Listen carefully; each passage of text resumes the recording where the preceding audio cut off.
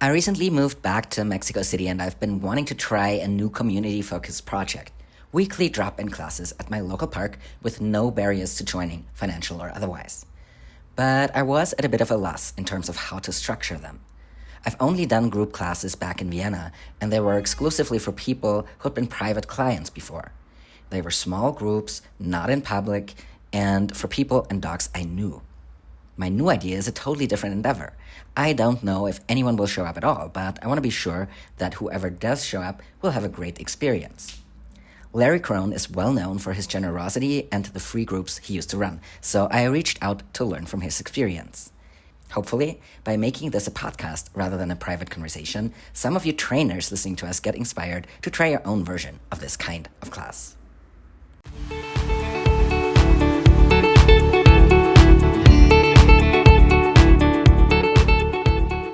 Hi, Larry. Thank you for making time to come on my show. Very welcome. You got it. Thanks for having me. To start us off, please introduce yourself. Definitely tell our listeners about your dogs and also anything else you'd like them to know about yourself. Oh man, I think people are a little bored with my story. I've said it so many times, right? Larry Krohn. I own Packmasters Dog Training. I'm in Bowling Green, Kentucky, so I'm about an hour north of Nashville, Tennessee. I've been here since '99. Been training dogs for 30 years, and I'm getting old and tired, and not sure how much longer I'll do this. To be honest with you.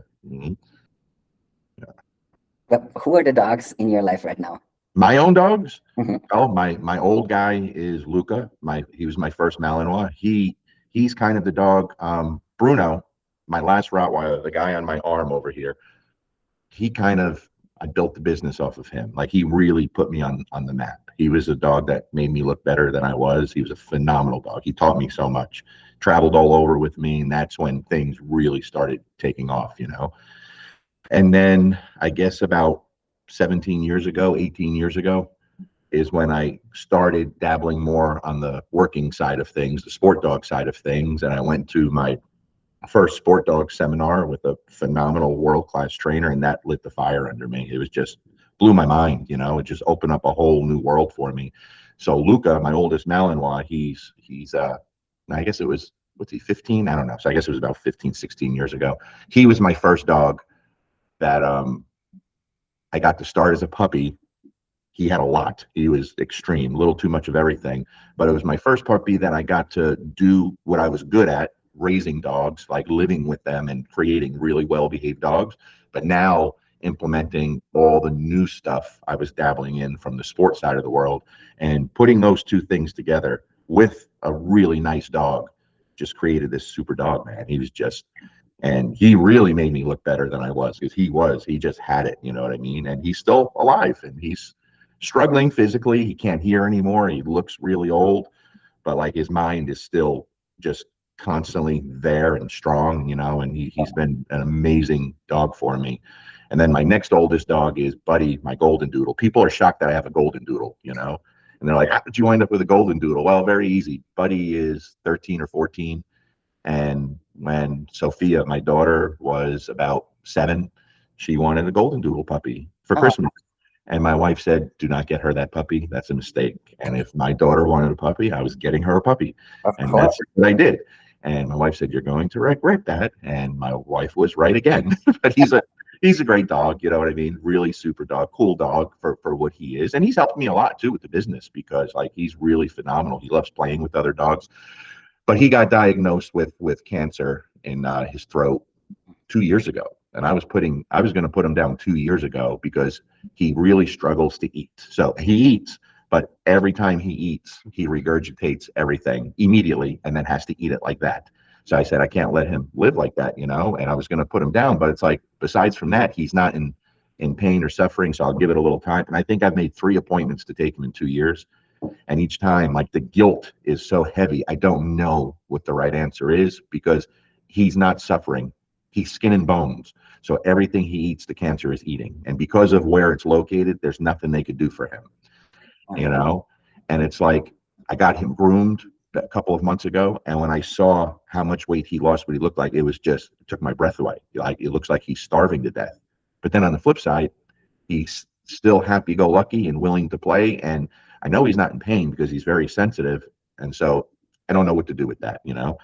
And then my next oldest dog is Mango, my female Malinois. She's 8. She may be the best dog I ever had in many ways. Just a phenomenal, phenomenal, super social dog. I have Dante, my black German Shepherd, that a lot of people saw what he went through about 2 years ago when he lost his leg. Super well bred dog. He's the dog that made me decide to compete in IGP, and he has everything that I want in a dog except 4 legs, which sucks because every day I look at him and it breaks my heart because he still wants to do that stuff. Yeah. And I can't, because I'm going to be very honest when I say I struggle with watching him run around because he hurts himself a lot, because he hasn't slowed down a bit. Everything is balls to the wall, you know, and with missing the front leg on a bigger dog and is active with the jumping and the spinning and the stopping, I can't let him go through what he went through the last time because it was violent. And I am a little messed up anytime I think about it. I couldn't let him do that again, you know? And then I have Benny, my little long-haired Chihuahua, which is really my wife's sidekick. I was never a little dog guy. Swore I'd never have a little dog. Now I promise you, I will never be without one. It's the greatest thing in the world. Everyone who's into dogs should have a little dog. Like, it's, don't, when I train him, it's for fun. You know what I mean? There's no expectations. He's built and made just to be your little sidekick and love on you and snuggle with you and hang out with you. And it's really nice not to have those expectations. You know what I mean? Just be a dog with as minimal training as possible. So it's pretty amazing, and you can take him everywhere. You know. That does sound pretty amazing.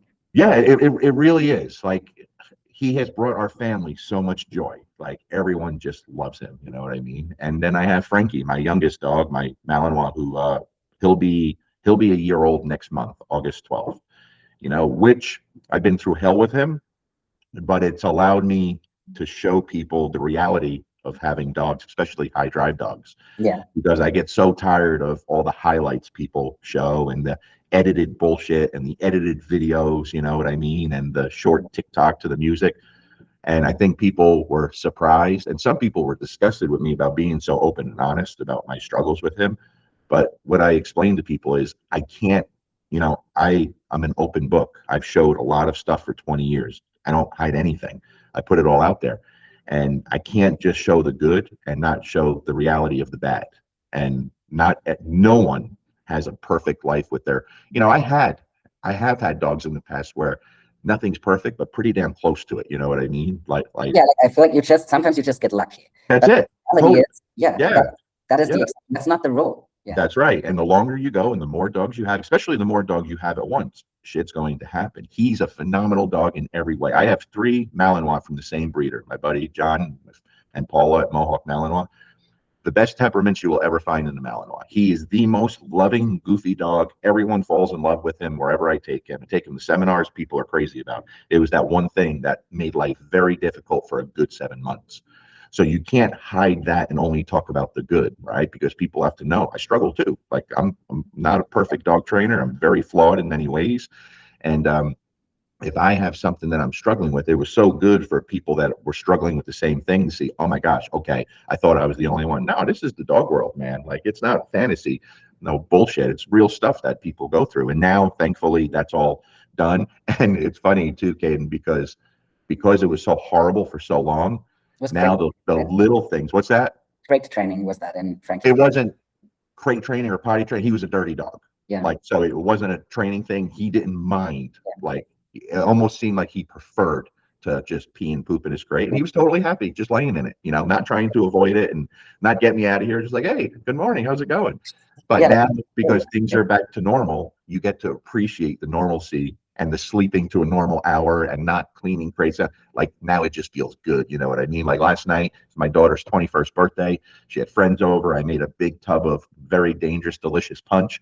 I don't have to think I can't have any of this because I'm going to be up all night and doing this. Now I could just enjoy myself. I'm going to stay in bed till 6 o'clock, 6:30, like a normal person. And I'm like, now it feels good. You know what I mean? Yeah. So that's it. Those are my dogs.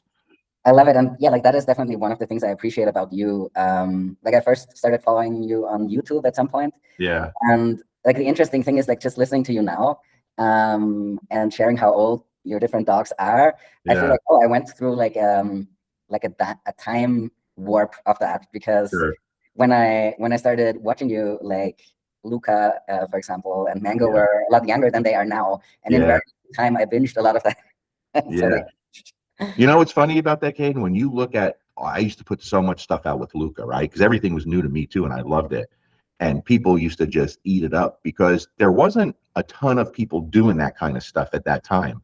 Now everyone does that and more, you know what I mean? And it's just like everything else. If you look at, I don't know, sports, anything, right? Science in general, everything's gotten so much more advanced and better, and expectations go up so much higher that now the stuff I was doing with Luca, where back then people were like, oh my God, that's incredible. Now everyone does that stuff, and even more, because training keeps advancing and getting better and better, and expectations, you know, if you're going to keep putting stuff out there to try to impress people, man, you better have your shit together, because the expectations are high. yeah, but what I really like about your content is that it is it's unfiltered, and that is Unfortunately. rare now. And when you see a lot of highlights, you don't know. You're like, oh, that looks so easy, but how Yeah. will that work? Like, it doesn't work that way if I try it, right? Yeah, And you yeah, know, I learned a good lesson, Caden, because when I first started putting videos out, I everything in general, everything I've always done has been geared towards the general public. How could I make it better for the regular dog owners? How could I make, I don't know, e-collars more acceptable to the general public? How could I make people expect more from their, just everything? Doesn't mean I haven't been wrong 1,000 times, I have, right? But when people started watching my videos, I literally made a video and say, "Hey, thanks so much, guys. I can't believe you guys are watching this unprofessional stuff." You know, you're you like, I know, can't laugh because you say that. So yeah, there's one video. My daughter's like 6 years old, and she's filming, and she farts and burps while she's filming and says, "Excuse me," and I'm like, "Oh," and it's in there. You know what I mean? But I said at one point, you know what? I think I'll get a nice camera and some nice editing equipment and make better. People hit the roof. They're like, "No, don't do that. We want to see this stuff." So to this day, I'm still using my iPhone, and it's a lot of times on a tripod because I don't have people to film for me. I don't have someone following me around, and it's just, that's why there's so much shitty stuff out there that I do. But you also get to see the mistakes and the bad training, and there's plenty of it. And I think that's the part that people really appreciate. You know, I posted a video, and this wasn't planned. I've been doing seminars for 12 or 13 years, and I don't really film it. It's been very rare. I used to go live at seminars on social media, but I don't really film because that, my thing isn't to try to build my social media. I want to focus on the people there. You know what I mean? But this past seminar, there was a young lady, a trainer with a dog. It wasn't hers. It was a client, and said, "Would you mind if I film this? My boss wants to see it or something." I said, "Sure." So I asked someone to film it with my phone, not thinking anything of it. It was for her. And then I filmed a couple of progression videos throughout the first couple of, first 2 days. that's And German Shepherd because I have yes, it open in a different tab on my laptop, meaning to watch it. man, like, it exploded, because you're seeing real-time coaching and mistakes, and helping her through things. And then when you see the progression of the dog through the weekend, people are like, this is ridiculous. And I'm thinking, but this wasn't even a tough case. If you would have seen some of the dogs we've had at these things, holy crap, man, like, we'd be selling out for the next 10 years, because people, you hear people all the time talk about how seminars are a waste of time. And I just laugh, because yeah, maybe for you, you don't know what you're doing, or not, you're not good in that setting, or whatever. But I've watched people's lives transform over the past 13 years, because, whether I'm doing by myself or with Jay and Joel, we're very focused on the human end of things. We're not trying to fix your problems. We're not taking your dog. You've been there, Yeah, right? We try really hard to provide the most education possible that can be utilized the second you walk out that door. And we're very upfront with people. We tell people, like, listen, this is a very unfair situation we're putting you and your dog in. A seminar is not an ideal place to train a dog. I Our mean, goal. the fascinating thing is that the dogs often will learn anyways, even though they are put in a situation that is Oh, very far outside their everyday comfort zone. so much. It's so Yeah, unfair, and you still see people completely transform their lives. And we tell them, when you leave here, now you can go back to the beginning in a fair, ideal situation, and start from the yeah, beginning without all of this around. And you're going to see how easy it is for you now. You know what I mean?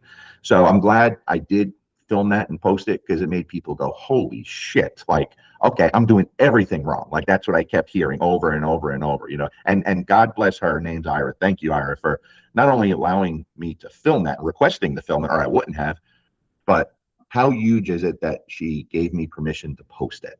Because you're so vulnerable when you're doing that. You're scared to death. You're stressed. All the eyes are on you. You're at least 20% dumber in that situation oh, yeah. because of the pressure. And for her to say, and the people she works with to say, go ahead and post it, man, I don't think she realizes how many people she helped by doing that. So I'm going to try to pay attention to that stuff more often. Okay, I'm gonna watch this right after, and I'll put the link in the show notes. It's still open on my laptop. Like, yeah, make sure you watch the short follow-ups. Watch what the dog looks like, the attitude of the dog, like the passion, like completely different. You know what I mean? For sure, it was cool. Nice. Yeah. Well, speaking of teaching people and dogs, the reason I invited you on is now that I'm back in Mexico City, and I happen to find a place that is next to my favorite, like pretty much next to my favorite park within walking distance, where there's a lot of dog traffic, and there's a great space to train there. So I've been thinking I want to do like free classes for anyone who wants to drop in, because it's really like 10-minute walk and I'm there. And I know you've been doing, or I don't know if you still do, but you used to offer free group classes. Yeah. And so I want to try this, but I've never had drop-in group classes before. And part of that is that I feel like in a group, well, group classes are obviously less effective than one-on-ones. But the second thing is, if I just open it up to anyone who wants to come, like, I have no idea who's going to show up. So how do you have a lot of experience with this. How did you, how do you make that work? It's some of the best stuff I've ever done. I love it. Like, I absolutely love it. Like, I've made so many friends through those group classes that I would have never other run into. I've watched people transform their lives and their dogs through those group classes. I just had a lady, hi Sue Ferguson, if you see it, she wrote a book off of her experience, because when she came to our first group class, and she drove from far away, out of state, 5 hours, whatever, would stay in a hotel room with a friend of hers and her dogs. Like, when I first met her, day one, I'm walking through the parking lot where we're meeting, and this poor woman is just, you could see the pain on her dog's lunging and trying to get to me and just going crazy. And it's a doodle, and you could see her fighting, and it's a lot. And I walked over to her, I said, give me your dog. I snatched her dog, I took it out into the middle, and I just literally looked at him like, really? Like, what are you going to do now? And the dog was like, I've never been like treated like this. What do I do? It didn't work. You know what I mean? And after all, I gave her dog back. I'm like, there's nothing wrong with this dog. Like, he's just used to working. And she transformed. She has 2 dogs. Like, watching her just be out in the wilderness with her dogs off leash. There's bears there, there's deer there. And to listen to her talk, first of all, she gives me way too much credit, like way too much credit.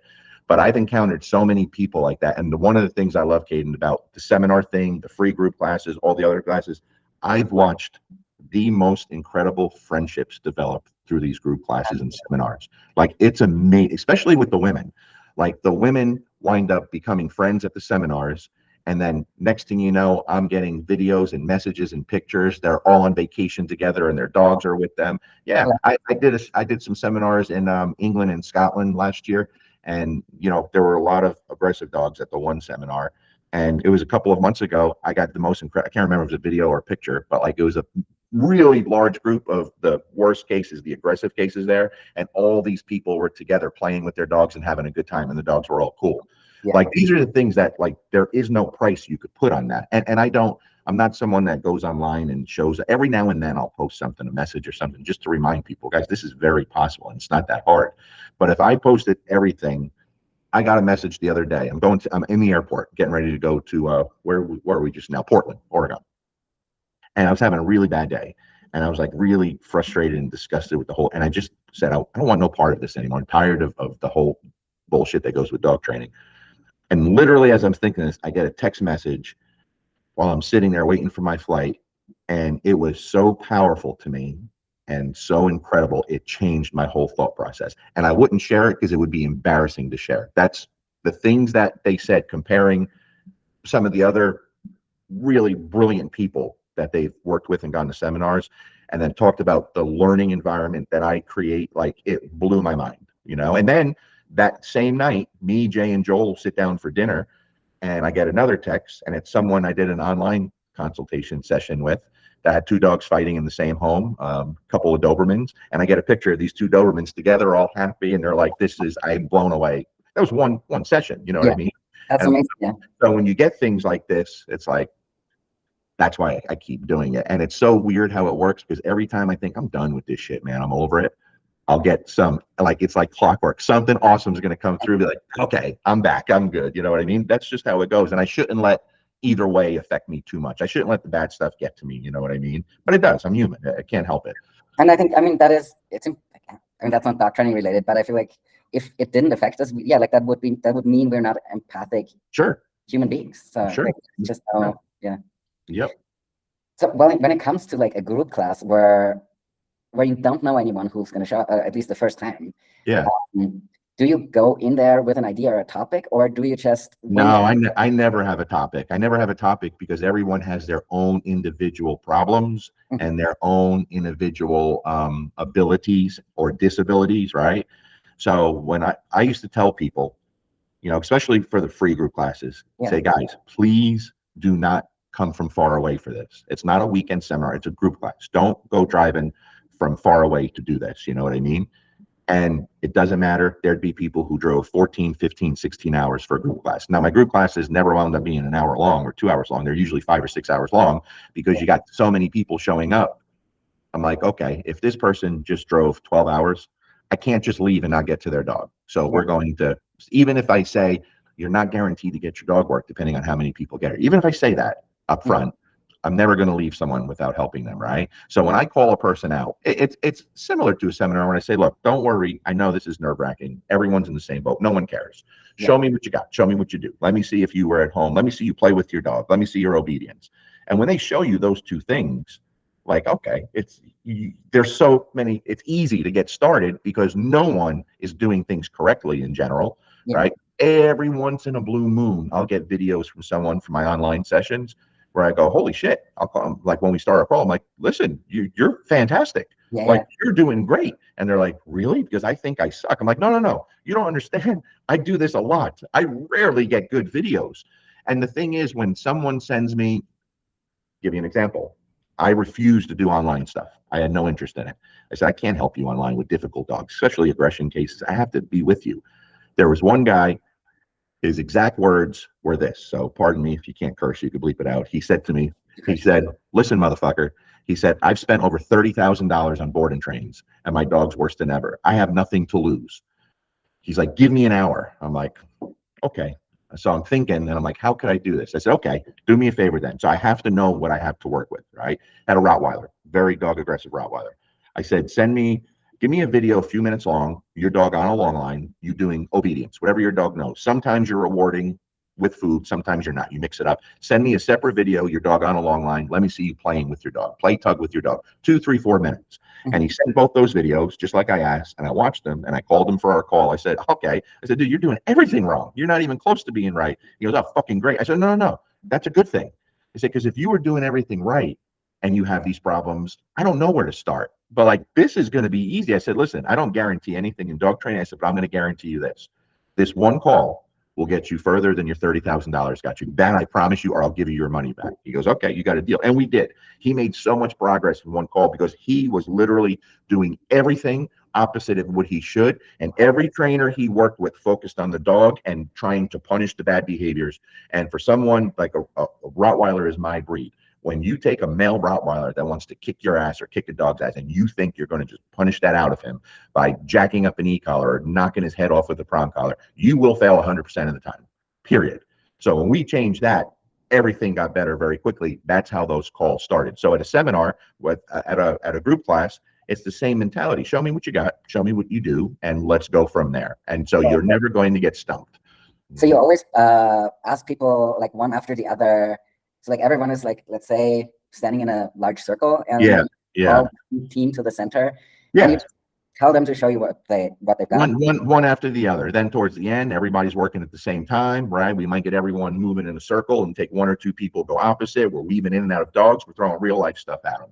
You know, everything we can. This way, if they struggle, we could address it right there and show the people how they should be at least trying to address it and showing them what they shouldn't be doing or why what they're doing doesn't work. Man, you can get so much done and people love it. I've never been hurt by giving stuff away for free. It's never hurt me, you know, ever. And it's something I enjoy doing. So in a way, there's a selfishness to it because it makes me feel good. I enjoy it. I have to do it for me. And the beautiful thing about it, Caden, is if it sucks, you can't complain because it's free. Okay? There's no pressure. Yeah, like, but I don't want it to suck, right? Right, so of course. That's really like a huge thing because I was like, do I have a topic and whatever? But like, no, that's so much smarter to just like take it one team at a time. Everyone who's watching is still learning, even if Oh, they're not working. absolutely. Most people are going to learn more by watching someone else with their dog than their own dog. I tell people that at a seminar too. I'm like, don't just pay attention when you're working with your dog, because you're going to miss the most important stuff. You're going to learn more from watching other people with their dogs, their mistakes, the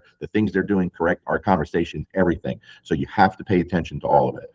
Yeah, that's why I like going to seminars without my dog, because otherwise I'm distracted all the time. Hell yeah, absolutely. People don't get that. Everybody wants that working spot, right? If I go to a seminar, I'm not taking a dog. I'm going to sit there and I don't want to miss anything. Especially like, I mean, if I go back to the same seminar, then maybe I'll take my dog. But like the first time I want to like soak in everything, and I don't want to like have to go out for a potty break right when something interesting is going to happen. Absolutely. Yes, for sure. Mm-hmm. Okay, so that is like already like a huge, like that, it makes so much sense, and it's so intuitive when you say it. But yeah, and so if someone asks you a specific question, do you still say like, no, we're like gonna approach this holistically? So if someone says like, oh, I have XYZ problem that I want to solve, or do you focus on that problem? No. Yeah, I'll answer any questions. Now, I'm not always going to have the answer, right? Yeah. But if they ask me a specific question about the problem they're having, and I see them work their dog, a lot of that stuff's easily answered, right? And so let's talk about a seminar. When we start a seminar on a Friday morning, like, we have to go so deep, and we hate it, into the punishment stuff, because that's the hot topic and people are starting to learn so much better. I tell people this is going to be very difficult, because changing human habit is the most difficult thing in all of dog training. You've been programmed to think one way, right? I said, however, we'll answer all your questions. But come Sunday, I don't want you to ask, well, how would I stop whatever behavior? You should have the format and the understanding of at least how to approach it. Don't ask that anymore. But people still do. Everybody wants to focus on their one particular problem. And, it's so easy for people to get caught up on just addressing the things they don't like. And what I tried to push people towards, let's focus on making your dog better all around. Let's focus, how do we bring out the best in your dog? Because a lot of times, here's the argument, you've heard it. The force-free thing, balance thing, right? You can't stop behaviors without punishment. That's what you're going to hear, right? Is that true in a way? Yes, but here's the thing. I've had many cases over the years that have been documented, like a lot. 2 dogs killing each other inside the same home, many times. Human aggressive dogs, dog aggressive dogs. And many times they go through a whole month board and train, never see any physical punishment, never see any aversives at all, and those problems disappear for life. Yeah. Now, when you look at that on the outside, you can't stop that dog-on-dog aggression without punishing it. Well, here's the thing. The majority of people do so much wrong with their dogs. You never hear people talk about this, or at least in public, right? People do so many things wrong with their dogs. Now, if you did everything right and your dog is fulfilled, your communication is right, everything is right, then yeah, we're going to have to look at how do we suppress this behavior? How do we eliminate this behavior? But when you're doing everything wrong, let's start there first. Yeah. And what you will see almost always is when you start doing all the right things, those behaviors disappear with it. I just posted a video a couple of months ago. I took a female German Shepherd, working line Shepherd, out for a walk because I knew this dog wasn't ready to go. And when she sees a dog, she's going to explode. That's why she's here. I knew she was going to do that. Normally, I wouldn't do that. But when I take a dog out for the first time that's with me for a month, that's dog aggressive, that dog doesn't see a walk for 2 or 3 weeks. Mm-hmm. I build what I need in that dog, and then I take it and give it that situation, and I give it the choice to do that behavior or not. And what you see is the dog never has the bad behavior there anymore. Yeah. And then you'll see people comment, well, try that with an aggressive dog, or try that with my dog. Or even though the owner of that dog will jump in the comments and be like, no, you don't understand. This dog is 7 years old. It's been 6 years since I could take this dog for a walk.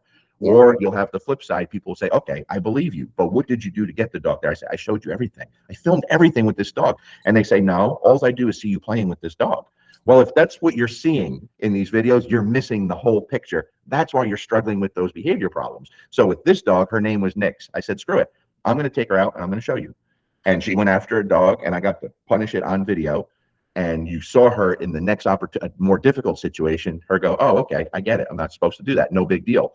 I had over 500 DMs in less than 24 hours about that video going, holy shit, I finally get it. I saw it. Now it makes sense. Like, I couldn't, even though you've talked about it, I've listened to others, now it made sense. I was doing everything wrong, right? So for instance, when she took off to go after the dog and I marked it with a no and I corrected that behavior and she came flying back to me, that's where everyone was praising and rewarding and then continuing on. Well, I did it. right? That's where things started and it got personal. And they're like, oh my God, I would have totally rewarded that. I said, I know, that's what everyone does. And So you, that's failing, So it was good that I said, screw it, I'm just going to show this. So and it did. It cleared so many things up for people, but hey, that's the internet dog world. yeah, and I assume that in that instance, the difference was that you took that dog out earlier, so you got a more intense reaction and you showed a more intense punishment. Yeah, I wasn't ready. I normally wouldn't do that. I did it just to prove It's a point to that people don't notice what's going on, right? I did it just to prove a point to people, but it was good for the owners to see that too. Yeah.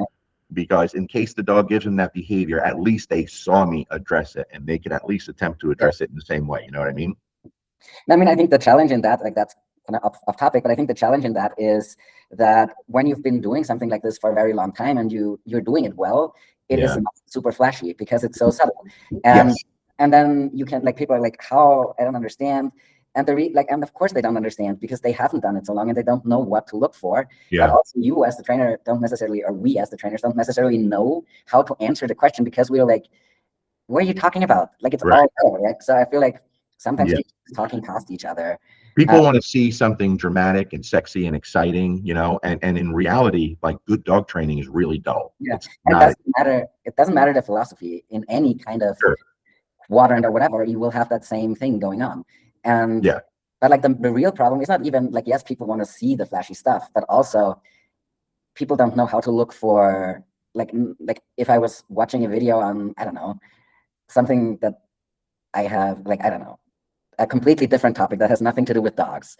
And it was a subtle video, I would miss that subtlety. And I would ask, like, how did they do that? And the person who's teaching me the thing would be like, it's there, it's right there, just watch it again. And I would still be like, I don't get it. You know what's funny about that? A lot of people saw that video, right? And so when they ask a question along those lines, they said, did you see the video I posted with Nix, the female working line shepherd? They go, yeah, it was great. I said, okay, tell me what I did. Do you know, if I asked 20 people that question that saw it and were excited about it, one person told me what I did accurately.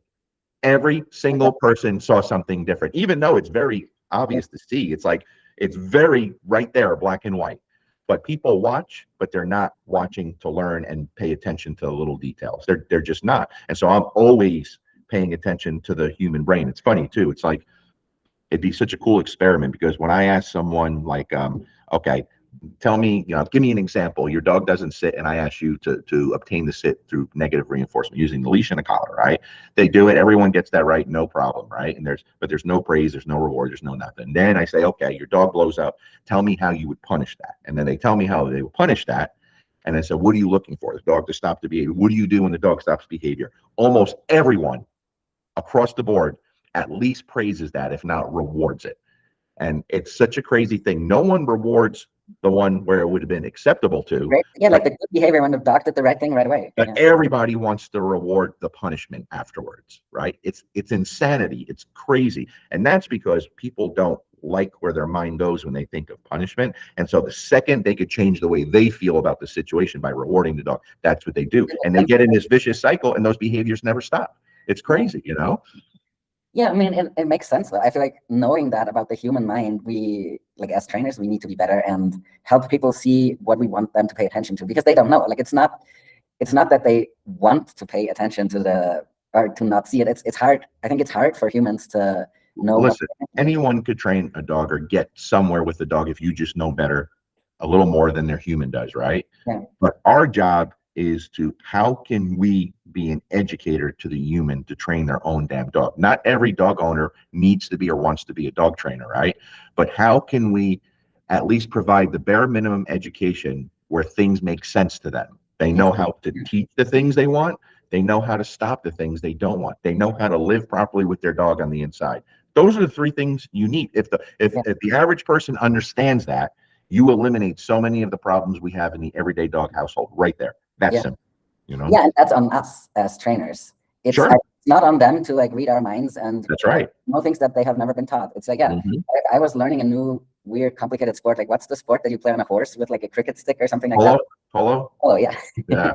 Like, I mean, yeah, like I would be the same, right? It's not. I think it's a universal human thing about new behaviors in new contexts. We don't. There's so many moving elements, and we don't know what to pay attention to.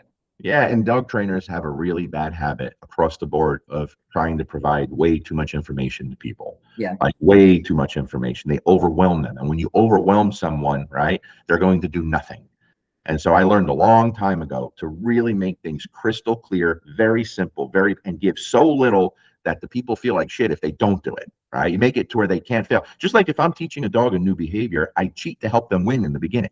Yeah. Right? I'm going to cheat to help them win. I want them to win. I want them to have success. And later, once the dog truly starts to know it, now I'm going to cheat to help them fail. This way Yeah. we start proofing things now. It's the same thing with the human. You have to help them, give them one tiny little thing to accomplish, and you can keep stacking on top of that, because then it won't take long before they understand the concepts. Oh, I teach things like this. I stop things like this. I'm screwing this up inside the home, and I'm making things so unfair and unclear to my dog, right? Very simple, very basic. Yeah. No, yeah, I definitely had made that mistake when I first started out. I would print out like all these like stacks of like information, additional information, because I thought the people would want to know all the things that I would want to know. No, good people were overwhelmed. Yeah, it doesn't work like that for sure. But back to like classes at a park, do you like start by telling people like this is the format we're gonna use for this class, or do you just start doing? And I start with safety stuff. Right? Pay attention to your dog. Assume every dog is dangerous. Your dogs don't meet. Don't touch other dogs, right? Don't drop your leash. Take nothing for granted. Start with the safety stuff. Basic, period. That's simple, right? That's simple. I tell people, if you don't want to come out here and work your dog, that's okay. Your dog's going to get better at just you having him here in this situation. And if you're struggling, I'll come over and I'll help you. I'll help you through anything that you need. So don't be worried or stressed. You have a question, ask it. Don't wait to ask it, right? Let me address it right there. So it's as informal as can possibly be. I want people to be comfortable. That's it, right? Don't be scared to ask. Don't be scared to fail. You're going to screw up. What I tell them is you're going to screw up with one dog.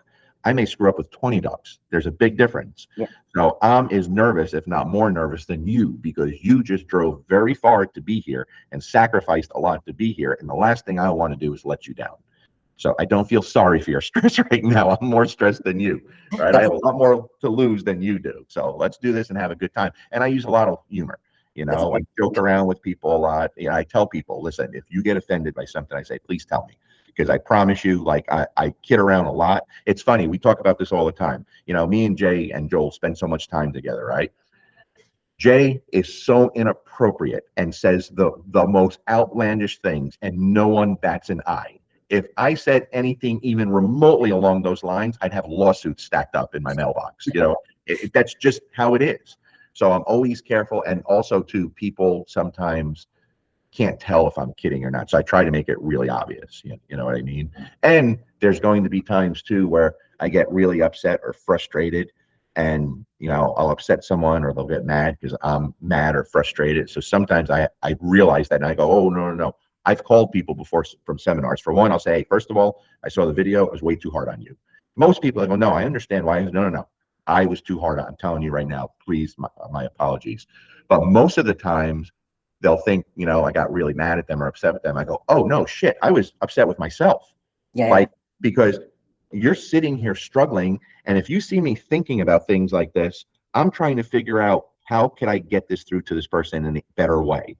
And I'm very guilty of that sometimes. So now I try to say, I'm thinking of what I could do different. I'm not like, it has nothing to do with you. I'm so frustrated in myself right now that I'm not making this clear, and I'm trying to come up with a better way to make you understand it, right? But we take things for granted sometimes as dog trainers. We'll say something and assume everyone knows what we mean. And even the most simplest basic thing, not everyone does. It's just like, I'm very guilty on putting out information. That's why I hate short form information too. I'm very long-winded for a reason. No, I agree. So a lot of times I'll put stuff out there and it may seem very contradictory or inconsistent. And sometimes it is, but often what I do is I'm speaking to the people that know me and follow me and know everything up until that point. Not thinking there's people that will see this that don't know me at all.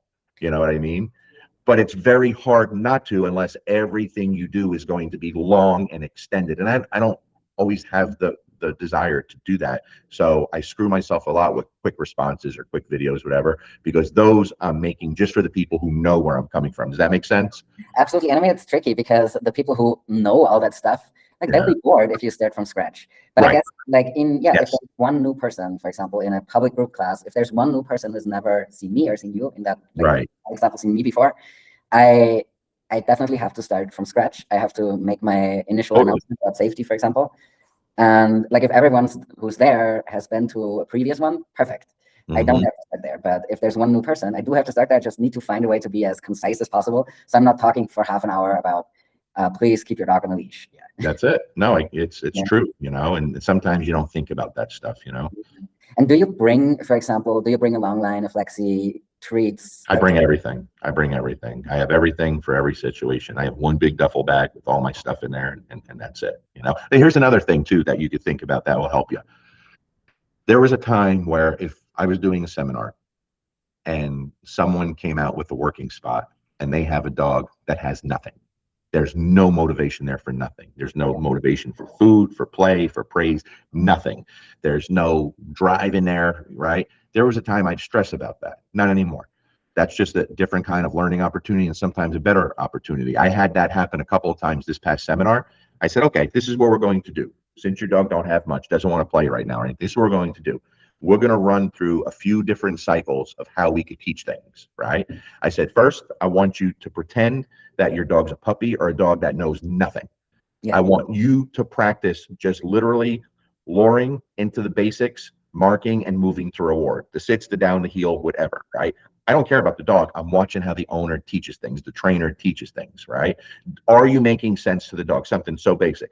Almost always they're not. So that's step one. Now I want you to sit on the floor and we're going to introduce your markers and we're going to play with food. You ready? Show the dog you're ready to play. Sit on the floor. Get it? Yes. Get it? Yes. Get it? Yes. All done. Right now we're introducing 4 markers. Ready? Gets the dog activated. Get it? Your reward marker away from you. Yes. Your reward marker back. All done. We're taking a break. Right? Let me see you do that. Now the third thing, and I just did this weekend. I want you to teach all the same behaviors: the sit, the down, the heel, only with the leash. 100% negative reinforcement. And instead of yesing the dog with some kind of food reward, you're going to yes the dog with movement and freedom. I want you to be moving, sit, help the dog with the leash, get into the sit, release the dog, run around.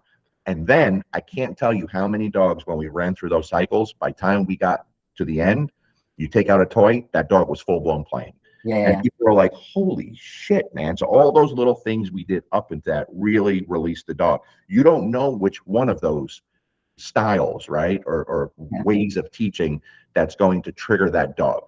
Some of them, maybe it's a little bit of all of it, right? But you've been through those because you want to make sure that human, whether it's a dog owner or a trainer, knows how to do those things. If they know how to do those things properly, you're already on your way to impacting that person and that dog. 100%. That was you have clarity, right? That was probably lacking. 100%. So now I no longer care if someone comes out and there's no motivation. Okay, this is what we're going to do. And I got to tell you, the feedback I got from people watching, they're like, that was brilliant. That was fantastic, because I just learned so much watching that, all the mistakes that I'm making. I'm like, awesome. That was by accident because I was desperate. That's it. I love that. That's such a good point too. So riffing off of that. So let's say there's a dog and the owner says, well, the dog is not food motivated, right? Yeah. And I want to show them how to lure something. Well, the dog doesn't follow the lure.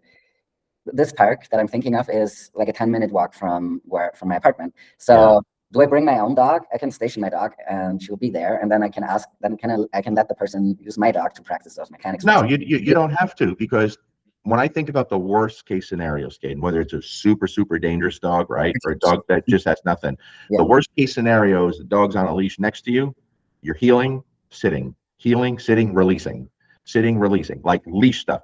People overuse food so much, and I'm not anti-food. I teach behaviors to my own dogs with food, right? But if you send me a client dog, I'm going to get you there much faster.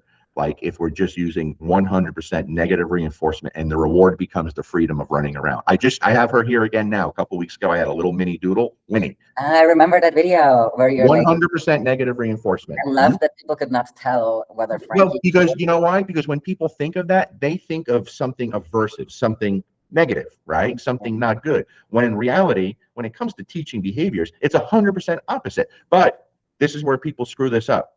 And I've done this at seminars recently with really shut down dogs. You give me a dog that's super shut down and scared of the world because it's been through some bad shit. I'm getting on the ground with it and I'm going straight to touch, straight through massage, right? Straight through relaxation through that touch. Well, once that little dog stuck its head into me, I knew I had it. But now I get up and people think we're going to bust out the food. No, no, no. Now he went straight to the leash. You add movement, sit, and then I help the dog. Little light taps, tapping under the butt, not this pushing down on the butt like I see people doing, right? Tap No, under the butt, reach up, yeah, it doesn't make any sense. down. And then when that butt hits the ground, yes, and we're running around. Well, in a couple of minutes, you see that dog coming to life. But then the second you give the leash to the owner, say, do the same thing. They start moving around. They say sit. The dog doesn't sit right away, and they correct the dog for not sitting. Technically, by definition, is that what I did? Is that negative reinforcement? Yes. Does the dog perceive it the same as what I did? No. No. Now you just watched this dog come to life with me that quick, and you just watched the life go out of that dog what you did that quick, right? That's why when people say, yeah, I've done that, it doesn't work. No, no, that's not what you did. What you did is polar opposite of what I did. By definition, that's why I despise the definitions of operant conditioning in the 4 quadrants, because they don't tell the whole story, especially when it comes to punishment. And I tell people that. Who can give me all 4 definitions? You'll hear people recite that shit inside and out. And I'm very quick to tell them, if you live by those 4 quadrants and those definitions, you will fail, because they don't tell the whole story. There's much more to it than that. But people are going to get consumed by that. You know what I mean? And the difference is we show them. We prove it to them. We don't just talk about it. We show them right in front of their eyes, and they go, I get it now. I get it, because the dogs can't lie, dude. They don't lie. They tell the truth always. And in the example you just gave, so for the listeners, the difference between what you did and what the dog did, what the owner did, was you first made sure there was a baseline relationship and the dog was interested in doing stuff with you. And then you playfully help the dog in that behavior. And I gave guidance and direction. Yeah. The other person gave correction. There was a massive difference, right? One made the dog go, oh, okay. Light pressure goes away, and then we party. And you have fun. Yeah. And the other one was yank and crank, because that's it. Work right away. Big difference. Mm-hmm. That's so to recap what you said about, for example, bringing out one dog and the dog is kind of shut down for whatever reason. Mm-hmm. So you go through the different ways of teaching behaviors. Maybe you try food first, dog's not interested. Then, okay, you try negative reinforcement, guiding and being playful instead. Yeah. Rather than insisting on one modality. I won't even try food first, because you're always going to get more out of the dog by doing what I just explained. Mm-hmm. Right? People overthink food and think it does much more. There are times where it's going to be beneficial. Don't get me wrong. And like I said, I do use food. I teach behaviors with food, but food is more overused and misused than e-collars and prong collars. It's just the truth. And if you watch so many people in the dog training world, on the force-free side, on the balance side, their use of food is appalling, and they're not getting what they think they're getting out of the dog. And that's coming from someone that does use food, right? But just because you're using food doesn't mean you're using it properly or to the best of the dog's ability. You're not doing it to better the dog, right? Like, I just watched a video the other day. It was so hard for me not to comment on. Young trainer, power breed, on a place board. She's got a cast on her arm and a hand, e-collar in that same hand, food in the other. That cast is there because she fed that dog in the crate or something. Everything was hand feeding, and that dog nailed her pretty good.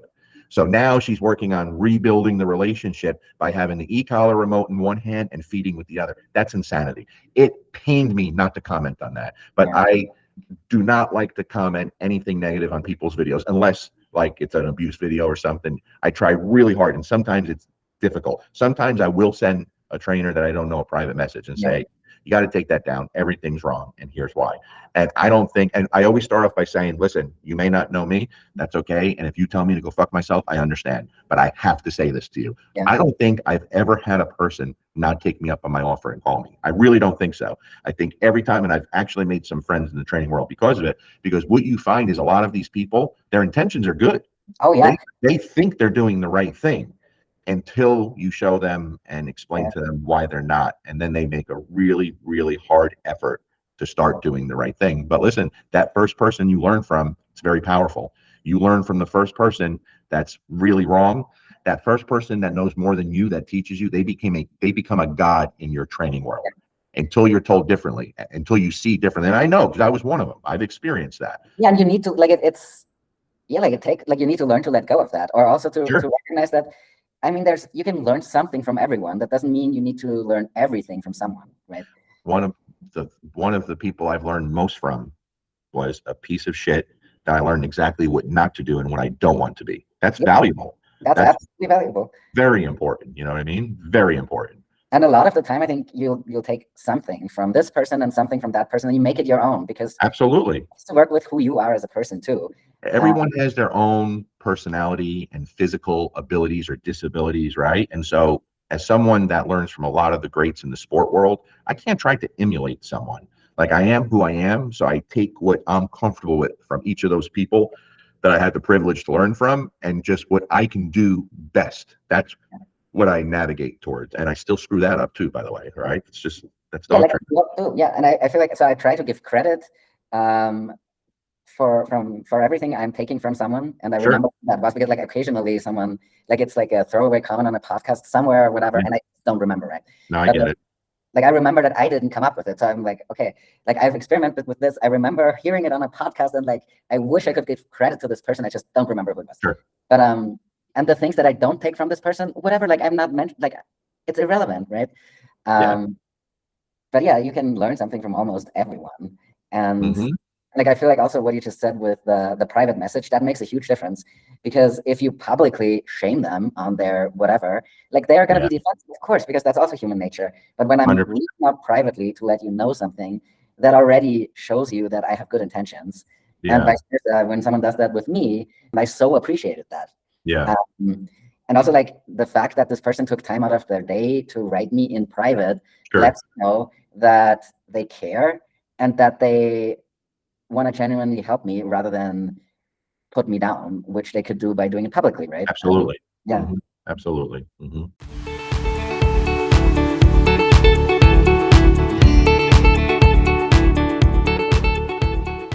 Going back one more time before I let you go, because I've already kept you for an hour, Hmm. to the public classes in a park. Is there one mistake that you could see me make that you would advise me against? Oh man, no, because mistakes are part of it. You're going to, just like I'm going to, we're all going to, right? And each time you do it, you're going to say, I didn't like that. I'm going to do something different. You just never know. That's how you learn how to format things in a better way. I've changed things so many times over the years. Each time that I made things more convenient for myself and to where I enjoyed it more, everything got better. Yeah, yeah, Because if you're not enjoying it and it's a burden on you, like that's not going to keep you going, and the people aren't going to get the best of you, right? yeah, So it's like I tell people, like the dogs, you have to stop accommodating the dog. The dog should be accommodating you. It's the same thing. You're giving these people a big part of you, right? You have to feel good about what you're doing, and you should look forward to doing it. yeah. And if you don't, something has to change. And I've been there many times over the years, but every time I changed what I didn't like, why I didn't like it, everything got better. My relationship with the people, the training, like the whole production of it all got better when I enjoyed it more. It's that simple. Okay, so yeah, focus on how like teach the way I will enjoy teaching rather than I will accept one thing where I screw up. Set a time, a deadline. I'm going from 9 a.m. to 11:30 a.m. dead time. So if we can't get all the dogs in, because I don't do that, and that's why my group classes are 5 or 6 hours. It's exhausting, and I still enjoy it. Don't get me wrong, but I think that's the one thing I should be better about. Right? It's going from 9 a.m. to 12 p.m. Whatever the time, but you yeah, set the time and stick to it. Right? And if you know you need to end hard at 12 p.m., then at 11:30 you start wrapping up, because people want to talk and ask questions, and then by the time you get out of there, it's 12:30, right? So be yeah, very specific with your time, because you're already giving up your time, and you don't want to burn yourself out by not having some kind of boundaries. I don't yeah, have enough boundaries. I just decided this week that I am no longer watching clients' dogs, something I've offered forever. So I yeah, have two here now, right? And I don't charge for that. Like, if you've trained with me and you're going away, I'll watch your dog if I have nothing going on. I'm not doing it anymore, because now I'm starting to get disgusted with it. Because what you don't think of, you'll get a call to do something that you want to do, and you can't because you have dogs here. yes, People are out of the country, out of the state. So like I have to, luckily the two dogs I have here are real easy. But after I said I would watch these dogs, then my daughter, who's at college and she's studying neuroscience and she's doing a lot of cool projects with yeah, dogs, yeah, he asked me to be part of this experiment up there at her dog lab with one of our dogs. And of course, I'm going to do that, right? But I have a couple of dogs here that now I have to have my wife take care of with yeah, my 6 dogs, and that's a lot. Luckily, they're easy dogs, but I said, okay, from now on, I don't watch any dogs. Like it's just it becomes too much now, and I've done it for years. The problem is I have too many past clients, And I never say no to anyone. If I'm home, yes, I will watch your dog. But now it's constant. So from now on, I set those boundaries. I don't watch any dogs, because when I don't have any dogs at my home, just my own, it's very nice. It's nice to have that peace, because I stress when other people's dogs are here, because you got to make sure you get things done right. So I mean, also, like, I feel like I sometimes watch clients' dogs, and then I usually put them first. And yes, me too. Yes. And I mean, Yes. like, at some point, it's not fair to your own dogs if you keep doing that, right? Absolutely. Set boundaries. I'm bad at that. Yeah, that's a good tip.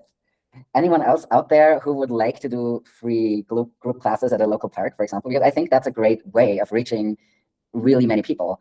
Any tip to get started, or? Yeah, I mean, also, listen, it depends how many eyes are on you on social media, right? That's a big part of it. But I would encourage you then, let's say you have someone who doesn't have a following on social media. It's going to be harder, right? Do what I used to do before social media. I had to get in the car, throw my dogs in a car, and, guerrilla marketing. I'm working dogs on street corners and grocery store parking lots everywhere. So you go to a park where you want to, work your dog, have a good time with your dog, meet people there, give people old school cards. Hey, I'm doing this on this day, look me up. I'm going to announce it on my Facebook page, whatever. But you start putting the word out there, the way you interact with people and treat people. Here's the thing, Caden. When I do a seminar, I still get very stressed and nervous, right? So does Jay, by the way. Like, both of our stomachs get messed up in the morning. A while back, I started looking things at a different way, because I felt like I had to fix every dog there that weekend. And that becomes massively stressful. The second I started telling myself, go out there, have a great time, treat people really well, better than they deserve, right? That's when things got better. Like, appreciate what people have gone through to be here and enjoy them and be good to them. It had nothing to do with dog training, because when you focus on that, when you focus on the human interaction and treating people right, the dog stuff just falls into line. It's that simple. Right? Don't focus on the dog stuff. Focus on the human stuff, the relation stuff, and treat people well, because they're there for a reason. They're counting on you. They're trusting you. And many times they sacrifice a lot to be there. Okay. Doesn't mean I won't fuck up and be an asshole sometimes, because I'm always going to make mistakes. Or human too, yeah. Yeah. Very good at making mistakes, but I'm good at apologizing too. I don't mind that. My wife's in there right now going, you don't apologize. I do to strangers. Only to strangers. Okay. Thank you. I have lots of new ideas now, and a much better idea of how I want to structure this and make it happen. They're like, treat it like a seminar where you are working one team at a time, rather than everyone is going to work at this one thing at the same time. Yeah, that's a way better approach. And sorry to interrupt you, but there's different kinds of group classes too, right? Back in the day, I used to do group classes only for people that have been through my training program. That's the only type of group classes I've done. That was different, because that stuff, we could have everybody working things at the same time, because those dogs are there. These group classes that I do now, you don't know anything, and all the dogs are green and have problems. So two different kinds, both massively valuable. Yeah. That's the only kind of group classes I have done so far, because I felt that that's the only kind of group classes I could actually create value in. Because I know the dogs, I know the people, they're all at the same level, which is so different from just opening it up to everyone and having, you don't know who's going to show up, whatever. Very different. I feel like I have a really good starting point. I will make a few basic announcements when I first start, in order to make sure everyone is safe and having a good time. And then I'll just take them one team at a time, anyone who wants to come out. And initially, there will probably be few people, so I'll be able to spend a lot of time with them, which is great. That's right. As there will be more, I'll just try and remember to have some boundaries in place. That's it. I'll bring anything and everything I can think of that we could need, from toys to treats to leashes. And yeah, I'll just take it from there. That's it. Easy stuff, man. Thank you so much for your appreciate you. Thanks for having me on. For all the great tangents. Before I let you go, where can people find you online, or even offline, or whatever you've got going on? I'm probably most active on Facebook. I do the Instagram thing, TikTok, I'm terrible. Like, here's the thing. I went into my messages on Instagram yesterday, and I had so many that I never responded to. I'm not blowing people off. I'm terrible. Instagram is a young people thing. So I'm trying to be better, but it's not my favorite, because again, everything's short form on there, and I hate that, right? So I'm most active on Facebook by far, but you're going to get to see all kinds of things you don't want to see, because my whole personal life is on there. I don't have a business page and a private life. I'm one person. You see who I am. I'm still fairly active on my YouTube channel. I still post stuff on there too. Not as active as I used to be. You know what I mean? please put anything really good and long form on YouTube as well, not just on Facebook. I do. Facebook is getting so annoying. Yeah. I've been getting more active going for a long time. I wasn't. I stopped posting a lot on YouTube, and I need to. I've never done a live on there. I may try to do that soon just to see how it goes. And that's where my biggest, by far, I think I have like 16 million views on there on my videos and 149,000 subscribers, which isn't big compared to a lot of people, but to me it is. And it's much bigger than Facebook and stuff. And I need to start posting more stuff on there. Yeah, or cross post, because people like me, when I open Facebook these days, like it's all ads. Yeah, it's getting worse. Things that I don't want to see. So I'm teaching myself to just really ignore Facebook as much as possible and just not go on there if I don't have to. On a business standpoint, it's hard to ignore Facebook. Right, like I post when I have to for business reasons, but I don't want to spend my private time on Facebook. But I still want to see, for example, your stuff. So put it on YouTube too, please. Yeah, totally. I got you. Okay, so I'll put links to your Facebook and your YouTube. Anything else? No, I think that's about it, buddy. That's it. I'm very simple. I don't promote too much, I put the videos on Sit, Stay, Learn. I got 3 videos on there. That's becoming like this massive site. Like Nick's doing a great job with it. Everyone's starting to put videos on there now. Michael Ellis, Eric Pat Nolan's about to put videos on there. Jay has a great video on there. A lot of people have content on there now. But those 3 videos, I made those 3 videos because those are the things that people struggle with. That's simple. So I'm always listening to what the general public wants, and the reviews and the success of those 3 videos has been insane. So I'm very grateful. That's sitstaylearn.com. Perfect. I'll link to that too. Yeah, I think they're also pretty accessible price. Oh my gosh. And they're always on sale. Full price, they're like it's a bargain, but they're always on massive sales too. So I've had really phenomenal feedback on the stuff on Sit, Stay, Learn. Yeah, for sure. Yeah, like I've one of your videos and it's great. It was a great deal. Like some other platforms sell. Yeah. Comparatively, it's really good. They have great deals. Absolutely. All right. Well, I will let you go. Thank you so much for. Very welcome. Thanks for having me. I'm excited now about getting started. I'll let you know how my first class goes. Yeah, really. Tell me. And if you need any feedback or have any questions, hit me up. Awesome. Thank you so much. All right, Caden. Take care. You too. Bye. Bye-bye.